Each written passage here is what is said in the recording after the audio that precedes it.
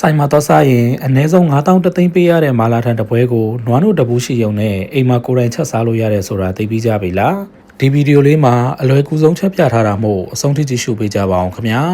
အရင်ဆုံးမာလာထန်ထဲကိုထည့်မဲ့ပဲပြအမှုနဲ့အသီးရွက်တို့ကိုပြုတ်ထားလိုက်ပါမယ်ပြီးရင်တော့ဘောလီကျိုးခောက်ဆွဲနဲ့ဂျုံခောက်ဆွဲကိုလည်းပြုတ်ပြီးဆယ်ထားလိုက်ပါမယ်နောက်ဆုံးမှာတော့ကိုစားကျင်တဲ့အသားပြားနဲ့အသားလုံးတွေကိုပြုတ်ပါမယ်ကျွန်တော်ကတော့ဝက်3တက်သားကိုသုံးထားပါတယ်ပြီးရင်တော့အိုးထဲမှာမာလာနှစ်ကိုအရင်ဆုံးစီတက်ပါမယ်နွားနို့ကိုတော့ဘူးတဝက်ထည့်လိုက်ပါမယ်ဒီနေရာမှာနွားနို့ကကြိုချက်ပြီးသားနွားနို့ဖြစ်ကြပါမယ်အယိုးပြုတ်ရည်တစ်ခုခုကိုနွားနို့နဲ့စားတူရောပါမယ်အရသာအတွက်စားနဲ့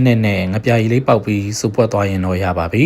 အရင်ဆုံးပြုတ်ထားတဲ့အသားနဲ့အသီးရွက်တွေကိုစလုံးထဲမှာစီထည့်ပါမယ်နောက်ဆုံးအပေါ်ကနေမှမာလာနှစ်နဲ့နွားနို့ကြိုထားတဲ့အရည်လေးကိုလောင်းထည့်ပါမယ်နှမ်းလေးနဲ့ကြက်သွန်မိတ်ကလေးဖြူလိုက်ရင်ရပါပြီအရန်လွယ်ကူပြီးစားကောင်းတာမို့အိမ်မှာလိုက်လှုပ်စားကြည့်နော်နောက်ဗီဒီယိုတွေမှာပြန်တွေ့မယ်တတ်တာ